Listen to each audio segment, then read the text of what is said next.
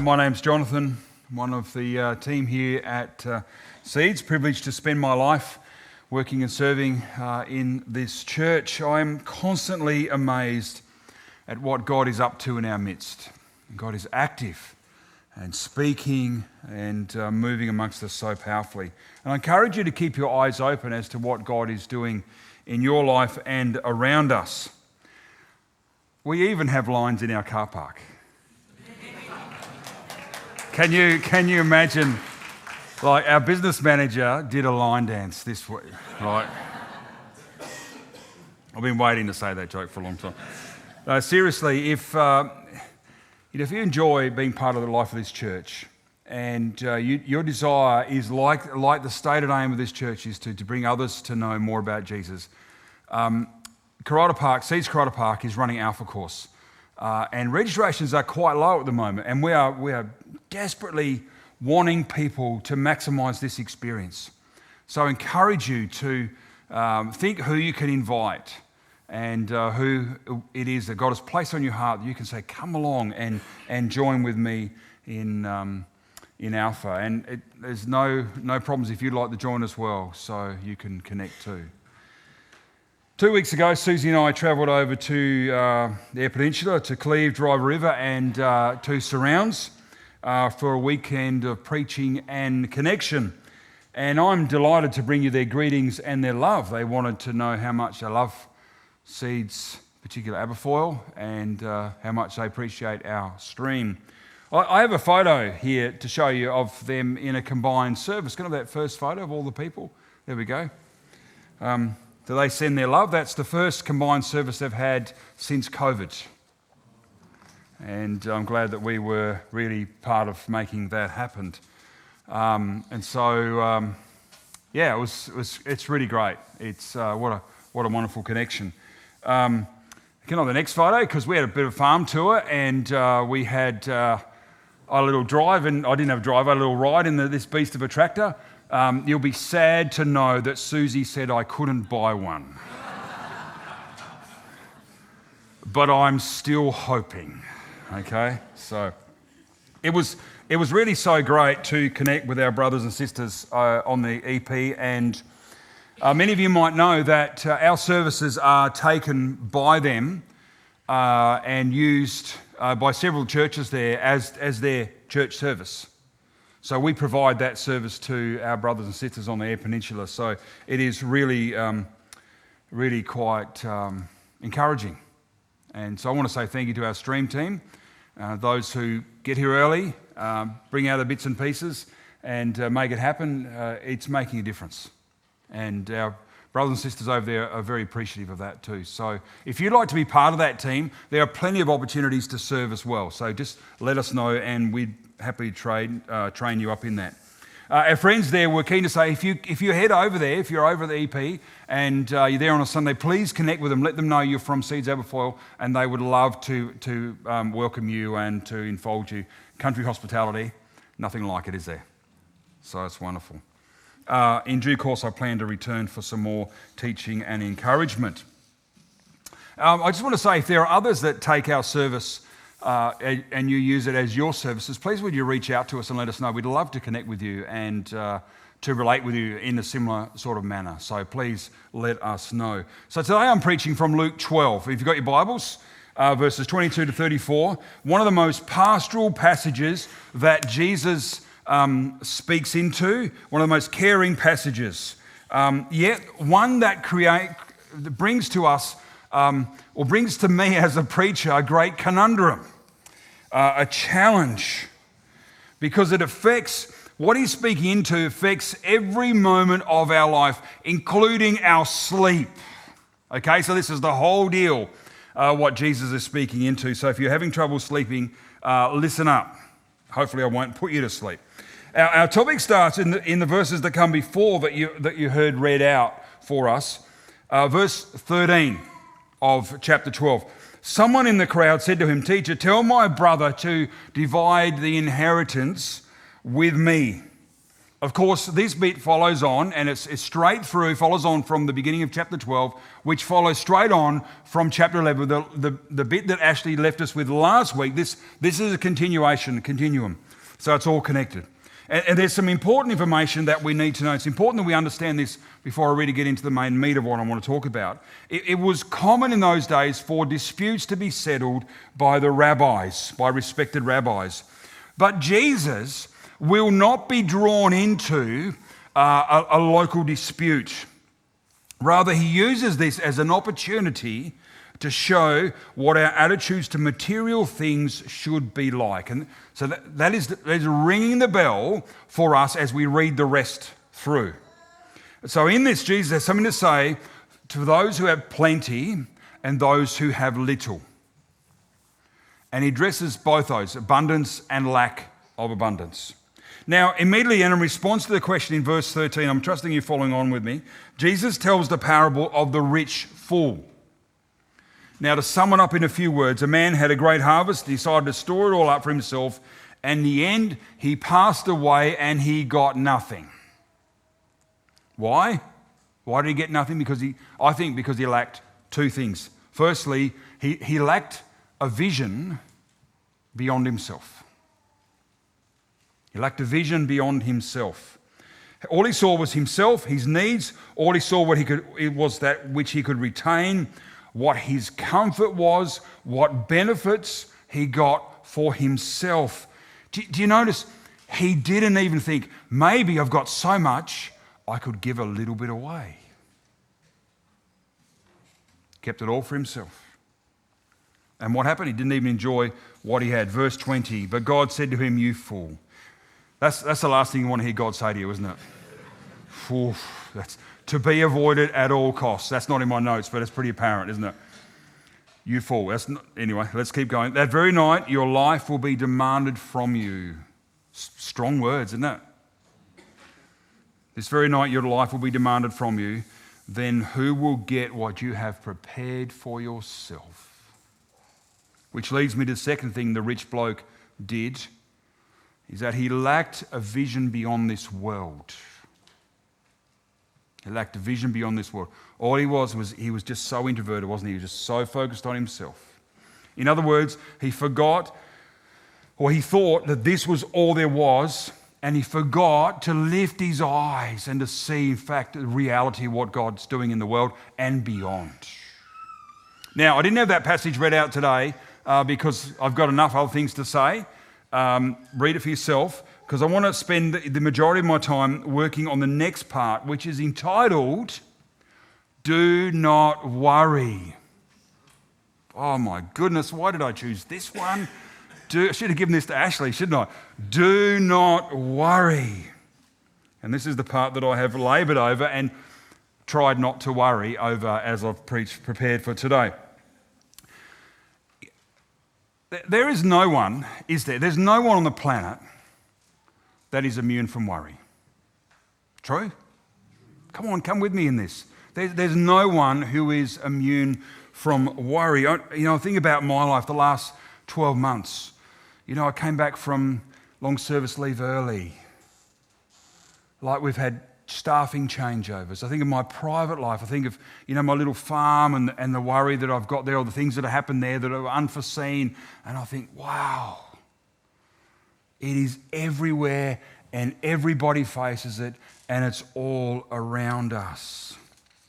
And I'm sure if I had a microphone and I went around the room, there would be stories of the same thing from each and every one of you. So the last 12 months, what have you had to worry about? We'd be here all day, wouldn't we? So when Jesus says, do not worry, maybe he would have been better off to say, do not look, do not smile, do not eat, do not move. Like, worry is as human as breathing, isn't it? We are just all worrywarts all the time. But, and it's a really big but, Jesus knows humanity. I mean, that's why he came, right? To be fully human, to fully get it, to fully understand, to live into our skin, to know us, to be us. And he would have easily known worry. Surely goodness, he would have seen it in his mother's eyes when she was short of food. He would have seen it in his father's eyes, or heard it in his father's voice when he had a lack of work or we had too much work. He would have seen it in his brothers and his sisters as they moved into adolescence. Surely he would have known what worry is. So there must be something else here under the surface that is not quite as apparent as our surface reading of the text that tells us why we should not worry. And after he says, do not worry, Jesus points out a few things that we do worry about. He says we worry about our life, we worry about what to eat, what to wear, the longevity of our life. We worry about dying. I reckon I can add a few more to that list too, if you'd like. How about interest rate rises? Anybody affected by interest rate rises? How about climate change? How about bushfire threats? How about the war in Ukraine? How about food prices, fuel prices? And if you're an employer, how about trying to get staff these days? There are hundreds and hundreds of things to worry about. Some people worry that they worry. And then when you're not worrying, you're worrying that you should be worrying. Because we're always worrying. But Jesus says, don't worry. Why would he say that? And I want to explore this with you for a little while today. And I want to pad this out and I want to take a bit of time to sort of open this out, because I think there are a couple of reasons that we need to consider, and they're in the text here. So stay with me as we'll move through this and see if we can get a bigger picture of why not worry. Firstly, let me just paint the first picture. Jesus says, don't worry because of your value. Look at me at verse 24. Consider the ravens. They do not sow or reap. They have no storeroom or barn. So that's why I referenced the first parable.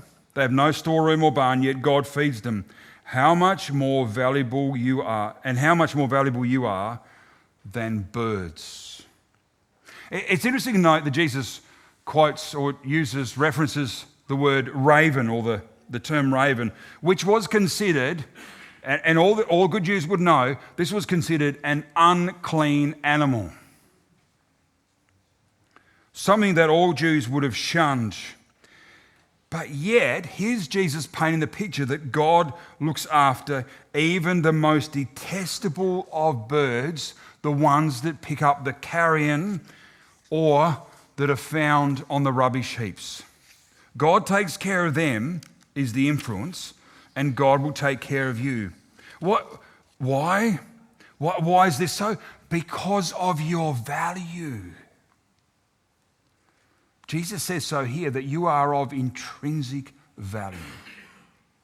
Now I don't know a lot about birds, but lately Susie and I have been bottle feeding some lambs. Excuse the box of this photo. Here's a pic of some of our lambs. I looked at that again this morning and went, oh, maybe I should have chosen a better box to put that in. But anyway, you'll forgive me for that one, will you? Okay. Now, don't talk to me afterwards about lamb. Talk to me afterwards about the goodness of God and God's value. Okay, all right. Even though those lambs are cute, they are a pain in the butt. Okay, anybody's ever bottle-fed lambs before? Lots of you have, okay. Once they cotton on the fact that you're a provider of that glorious substance in the bottle, they will not leave you alone, especially if they're in your kitchen, okay? And they want to drink all the time. They hear your voice and they think it's dinner time, okay? They seem to be thirstier than a miner in a Darwin pub. I tell you, they are just... They are, and their tummies are bulging, okay, and they're still saying, give me more, I can't take it, but I want more. And once they've finished the bottle, they'll try and latch on anything. For the last few weeks, my clothes have just smelled of stale milk, okay. So I've invested time, money and effort into bringing up these lambs, but my family will be glad to hear this. They are not my family, okay. They have value. But they're not of anywhere near the value of Susie or my children or my wider family. And my family knows that even though I care for my sheep, they are of so much more value. I look after the lambs, but I'd do anything for my family. God didn't send his son into the world for sheep or for ravens. He sends his son into the world for you. You're the one of value. Our worry says, this is a negative part of our worry. Our worry says that we are of no value because we've got to fix it ourselves. Our worry says that we're of lesser value than the birds of the sky and the sheep that are in the paddocks. But that's just not true. You are not forgotten. You're not alone. You're not unseen. You are seen and you are known.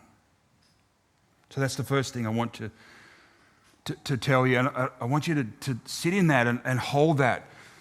You see, your value dismisses your worry because of who you are and the intrinsic value that God's placed inside of you and what he calls you. Second thing, Jesus, secondly, asks us a logical question, or the logical question. Look with me at verse 25. Who of you by worrying can add a single hour to your life? Verse 26. Since you cannot do this very little thing, why do you worry about the rest? He's got a point, hasn't he? I mean, seriously, he's got a point. I mean, who has actually made any improvement to their life or their situation by worrying over it? Nobody. It's logical when you think about it. Worry changes nothing. I mean, we stew over things. We lay awake, churning over them, don't we? Or is that just me? Am I alone here? No, I'm not alone, am I? Because I know what's most particular is most universal. What happens to me is happening to you. We think about things, we stew over them.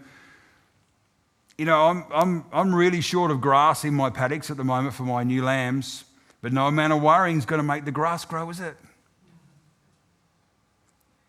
Worrying about your exam results, your finances, your health, it's not changing anything.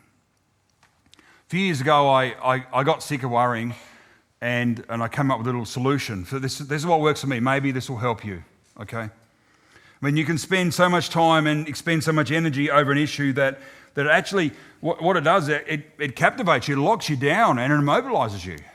Like, worry can just actually stop you in your tracks. So I realized that I needed to put some strategy in place, and I came up with two things to work on, point one and point two.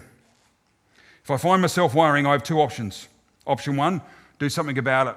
Option two, forget about it.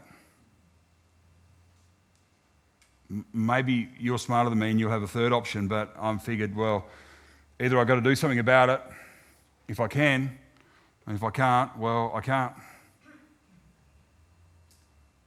Sometimes with option one, I can't do anything about it, so it becomes an automatic option two. So I offer that to you for your use, see if it works for you. Notice though, Jesus didn't say, don't work. He said, don't worry. Don't sit there and stew over it. Move on and do something active to resolve it. To resolve what's causing you anxiety or keep going with your life, and don't let that worry worm eat you up inside and get it all turned up. Second thing, worry. Worry changes nothing is what Jesus is saying. That's why he's saying don't worry, because it's wasted energy. Third thing, I actually think Jesus is speaking directly to our generation, and probably more so than to the original hearers. When he is speaking to us, I believe he's pointing the fingers at our consumerism. Again, look with me at the text, verse 29. Do not set your hearts on what you will eat or drink. Do not worry about it. But anybody looked at Instagram lately? Facebook? Eat and drink? It's just everybody's posting what they eat and what they drink all the time. Anyway, I won't look up. And verse 29, and do not set your heart on what you will eat or drink, and do not worry about it. Verse 30, for the pagan world runs after all such things, and your Father knows you need them. You know, sometimes, and I'm just careful when I say this, but I feel like I want to push in here. Sometimes our worry is not about our basic need, but our want for more and more. And if we are honest, how much of our worry is about our want because we have all we need? We are shaped to desire more and more. We are trained to be dissatisfied with what we have and crave the new. We are told that our old is no good, that our new is okay, but what's to come is the best. That's what we've been told. So here's the question to ask ourselves when we find ourselves worrying. Am I worrying over something that is a want, or is it a need? Are we joining in with everyone else around us and being moulded into the same pattern as the world is? I suspect this is a big cause of worry for many of us. We worry about ourselves when we see someone else who has it better, has it more, has the perfect life. Yet I suspect they're just as full of worry as everybody else. So being satisfied is a great antidote to worry. But Jesus saves the best for last. Look with me at verse 31, because it sums it all up. But seek his kingdom, and all these things will be given to you as well. In other words, when we focus on God, all the other bits and pieces fall into place. And this is a principle of life that, if we learn it, enables us to live as God intended. You know, when I was a little bit younger, I desired or wanted to get my motorbike license. And I had to do some lessons for that. And I was taught a very useful technique when motorbike riding on the road, which I use now all the time when I'm driving on the road. You see, when you're driving or when you're riding a motorbike, it's a great temptation to look at the road directly in front of you and focus right here, right in front of me. But on a motorbike, with not a lot of protection, you don't have time to react with what's right in front of you. But if you lift your eyes and look out further, not to the horizon, but to the distance, not only can you see what's in front of you, but you can see what's coming further afield. And you have much more time to react. And you can alter your course depending on what's coming. I tell you that because I wonder when we worry if our eyes are too focused, too close. In fact, they're focused on us. I wonder if we worry because our eyes are too low, our gaze is too narrow. We end up looking inward rather than looking outward. And Jesus says to us, lift your eyes. When you worry, look at God, because when you look at God, the rest of our focus will change and everything else actually comes into focus. And we see with real perspective.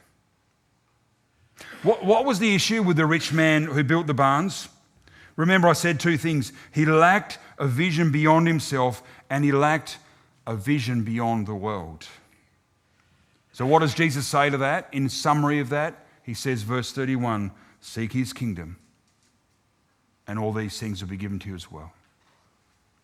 You know, I actually wonder if worship is an answer to our worry. Worship is saying to God, you are worthy of my praise. You're worthy of my adoration. You are worthy of my life. Worship says, God, you are above all things. Worship reminds us who God is and who we are. And this fits exactly with what Jesus is talking about here. This is this great God that we worship who holds everything in his hands, doesn't he? Who holds it all together. The birds, the flowers, the universe, the whole gamut. And they all get what they need in the right times. Just like us is the promise. If we focus on God and lift our eyes to see what God is about. It's actually called trust. For a Christian, it's called faith. And I think another word for faith is risk. We risk on God. We trust in God. You know, I feel like that I've gotten to the end of this sermon, only just walked around the issue to the solution of worry. But today I have a specific word for us, and I'm hoping that's really helpful. Because the other morning I was doing my devotions and reading through parts of Luke, and I was up to, again, Luke 8. And I read the story of the lady who was subject to 12 years of bleeding. Do you remember that story? She'd had 12 years, not been able to get anywhere, spent all the money trying to get resolved, and she hadn't been able to find any relief. Remember, in her mind, she reasoned that if she touched Jesus, maybe she might be healed. And she came up behind Jesus and touched the hem of his cloak. So you can imagine her sneaking up, big crowd everywhere. She sort of gets her way through, and she just reaches down and she grabs the hem of his cloak.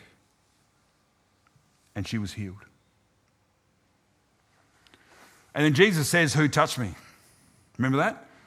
And in one of the other Gospels, the disciples are like, "Are you kidding me, Jesus? Have you seen how many people there are here? Are you like fair income? There's thousands of people here, and you're asking who touched you? Everybody is touching you." And Jesus is like, no. Who touched me? And what I was struck with in chapter 8 was verse 47. Luke 8, verse 47. Then the woman, seeing that she could not go unnoticed, came trembling and fell at his feet. Another translation says, when the woman realized that she could not remain hidden. Another one says, seeing that she did not escape notice. When I read that, as I've been mulling over worry,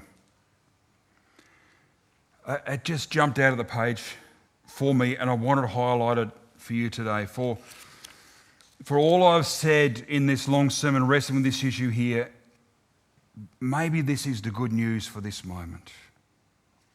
You see, just like that woman, lost in the crowd, with needs that could not be resolved, that no one could fix, that no amount of money could resolve for her, she comes and she touches Jesus, healed. But in the midst of that crowd, he sees her. He sees her. Everybody else around, and Jesus sees her. Maybe today you need to be seen by Jesus.